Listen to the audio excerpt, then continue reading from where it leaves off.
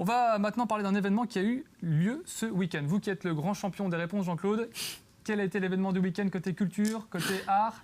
Métier d'art. Métier d'art. C'est la réponse quasiment. Oui. C'est ça, c'est les journées européennes des métiers d'art. C'était ce week-end un petit peu partout en France. On a pu admirer le savoir-faire de tous les artisans et notamment à Metz-Blida, Kim.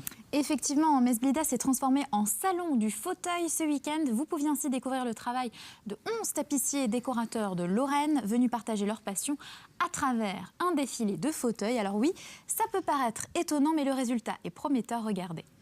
Ce week-end, ils étaient les stars des journées des métiers d'art à Metz. Colorés, restaurés au fruit d'une création artistique, une quarantaine de fauteuils ont défilé avant d'être proposés à la vente.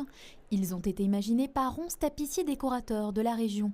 L'idée du défilé de fauteuils m'est venue en assistant à un défilé de mode d'un ami styliste qui présentait sa nouvelle collection. C'est pas commun effectivement, mais un fauteuil ça vit, ça a une histoire, ça a une mémoire, comme chacun de nous en fait.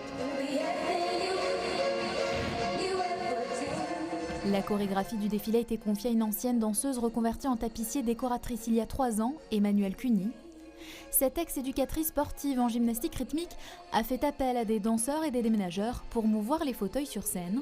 La moitié d'entre eux ont été restaurés, l'autre moitié est le fruit d'une création. On s'est dit que c'était un spectacle et nos accessoires c'était les fauteuils et il fallait gérer les déplacements et du coup on a vraiment géré ça comme un spectacle de danse.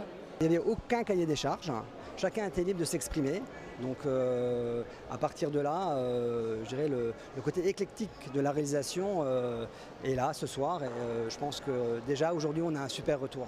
Pour les retours, ils pouvaient compter sur les curieux venus déambuler ce week-end.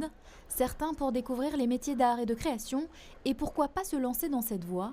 Sur la Lorraine Sud, ils sont une centaine à faire des demandes sur ce type de formation auprès du Greta, pour une trentaine de places seulement. Aujourd'hui, il y a aussi de nouveaux métiers autour des métiers d'art. Il y a tout ce qui est restauration, mais il y a aussi tout ce qui est autour de la création, du design. Et c'est vraiment une voie qui est porteuse aujourd'hui pour les gens qui font partie des formations métiers d'art. En Lorraine, on comptabilise une cinquantaine d'entreprises dans ce secteur. Beaucoup sont encore en période de développement de leur activité, à l'image d'Emmanuel. Passionnés, ils ont pour objectif de trouver des solutions pour plaire au public et dénicher les services qui pourront correspondre à leurs demandes.